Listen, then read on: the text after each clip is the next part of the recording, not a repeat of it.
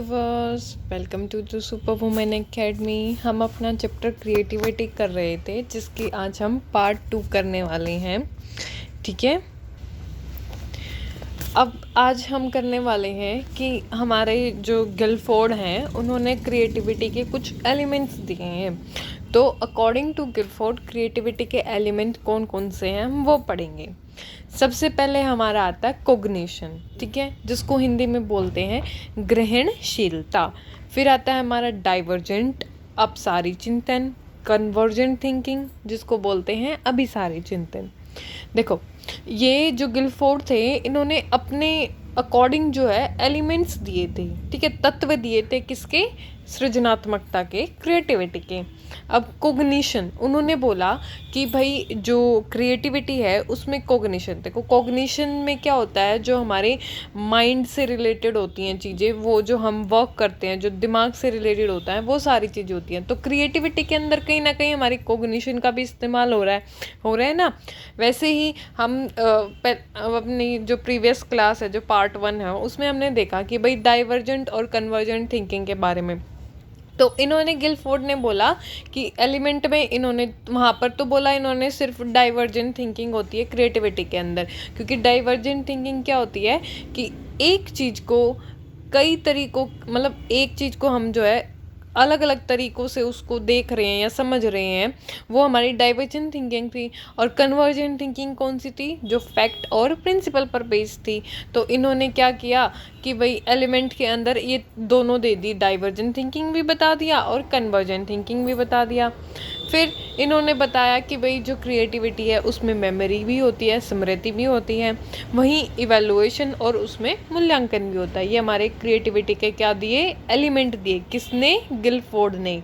ठीक है, अब क्रिएटिविटी, अब ये नोट है कि भाई जो क्रिएटिविटी के अंदर जो है अपसारी और अभिसारी दोनों चिंतन होते हैं, जो कि गिलफोर्ड ने बताया शुरू में। तो उन्होंने बोला कि भाई इसके अंदर जो है डाइवर्जेंट थिंकिंग होती है, लेकिन बाद में उन्होंने बोला कि भाई क्रिएटिविटी के अंदर अपसारी और अभिसारी दोनों तरह के चिंतन होते हैं। ठीक है, अब आएंगे हमारे कुछ क्रिएटिविटी के टेस्ट।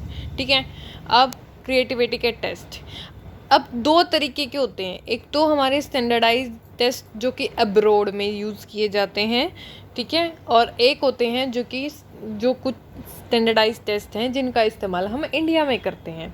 अब देखो, जो क्रिएटिविटी टेस्ट हैं इनके हमें सिर्फ नेम याद रखने हैं, इनके बारे में हमें नहीं पढ़ना है। ठीक है, अब क्रिएटिविटी टेस्ट जो कि स्टैंडर्डाइज टेस्ट हैं अब्रॉड के, उनके हमें नाम पढ़ेंगे। जैसे मिनीसोटा सृजनात्मक चिंतन परीक्षण, गिलफोर्ड का बहुविध चिंतन परीक्षण, रिमोट एसोसिएशन परीक्षण, बालक एवं कॉर्गन का सृजनात्मक परीक्षण, सृजनात्मक योग्यता का एसी परीक्षण, और हमारा लास्ट वन है टोरेंस का सृजनात्मक चिंतन परीक्षण। देखो, जो हमारे अब्रॉड वाले हैं, मिनीसोटा सृजनात्मक चिंतन परीक्षण, गिलफोर्ड का बहुविध चिंतन परीक्षण, रिमोट एसोसिएशन परीक्षण, बालक एवं कॉर्गन का सृजनात्मक परीक्षण। देखो, कंफ्यूज मत होना, क्योंकि एक हमारा जो है चाइल्ड एप्रिसिएशन टेस्ट जो कि पर्सनैलिटी के अंदर भी है, जो हमारा कैट होता है, तो उसमें हमने याद किया था ना कि भाई जो हमारा कैट था वो किसने दिया था, वो बालकी ने दिया था, वो बालक से रिलेट करके।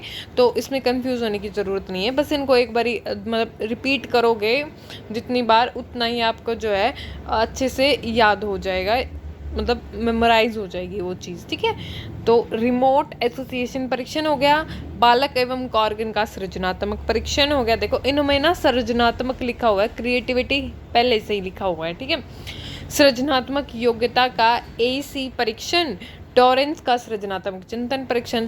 देखो, फर्स्ट वाले में भी सृजनात्मक है, और हमारा जो थर्ड इसमें फोर्थ में भी है, फिफ्थ में भी है, सिक्स्थ में भी है, दो रह गए गिलफोर्ड। अब हमें गिलफोर्ड के नाम से ही पता है कि भाई गिलफोर्ड ने क्रिएटिविटी के बारे में बताया हुआ है, तो उनका तो परीक्षण ही वो जो है क्रिएटिविटी का ही होगा, मतलब। और जैसे बालक एवं कॉर्गन का सृजनात्मक परीक्षण इसमें है ही। रिमोट एसोसिएशन परीक्षण, इसको याद रख लेना कि भाई रिमोट एसोसिएशन परीक्षण क्रिएटिविटी टेस्ट है। ठीक है, वेरीज। रिपीटेशन करो और रिवाइज करो, जितना रिवाइज करोगे उतना ही आपके जो कॉन्सेप्ट है ऑटोमेटिकली क्लियर होते जाएंगे। ठीक है, अब आते हैं हमारे कुछ स्टैंडर्डाइज टेस्ट जो कि इंडिया में यूज़ किए जाते हैं, जैसे बकर मेहंदी सृजनात्मक चिंतन परीक्षण हिंदी एवं अंग्रेजी। ये इसका पूरा नाम है बकर मेहंदी सृजनात्मक चिंतन परीक्षण हिंदी एवं अंग्रेजी। फिर सेकंड आता है हमारा पासी सृजनात्मक परीक्षण, शर्मा बहुविध उत्पादन योग्यता परीक्षण और सक्सेना सृजनात्मक परीक्षण। इंडिया के कौन कौन से हैं? देखो, इनसे तो नाम से ही पता चल रहा है कि भाई ये इंडिया के हैं। जैसे बकर मेहंदी हो गया, पासी हो गया, ठीक है, इसमें पासी वाले में तो सृजनात्मक ही आ गया, नाम गिवन है। ऐसे ही देखो शर्मा, शर्मा कोई अंग्रेज थोड़ी ना ये नेम यूज़ करता है, जो मतलब हमारा ये सरनेम होता है वो तो हमारा इंडिया में यूज़ होता है भाई। तो शर्मा बहुविध उत्पादन योग्यता परीक्षण हो गया। देखो सक्सेना सृजनात्मक परीक्षण, पासी सृजनात्मक परीक्षण, बकर मेहंदी सृजनात्मक चिंतन परीक्षण हिंदी एवं अंग्रेजी। देखो हिंदी एवं अंग्रेजी तो ऑटोमेटिकली इंडिया का हो गया। ऐसे ही हमारा इनमें देखो नाम भी थोड़े अलग अलग से, देखो मिनीसोटा सृजनात्मक, हमारे यहाँ तो कोई नाम नहीं होता भाई मिनीसोटा इंडिया के अंदर, लेकिन ये जो है फॉरेन कंट्री के नेम है। मिनीसोटा, गिलफोर्ड का तो देखो हमें पता ही है कि ये भी गिलफोर्ड भी जो है फॉरेन कंट्री का नेम है। रिमोट एसोसिएशन परीक्षण, बालक एवं कार्गन का सृजनात्मक परीक्षण। फिर आता सृजनात्मक योग्यता का AC परीक्षण। टॉरेंस, देखो टॉरेंस भी विदेश का नाम ही है। टॉरेंस का सृजनात्मक चिंतन परीक्षण। ये हमारे जो है क्रिएटिविटी के टेस्ट कंप्लीट होते हैं। आज हमारा जो है क्रिएटिविटी का चैप्टर कंप्लीट होता है।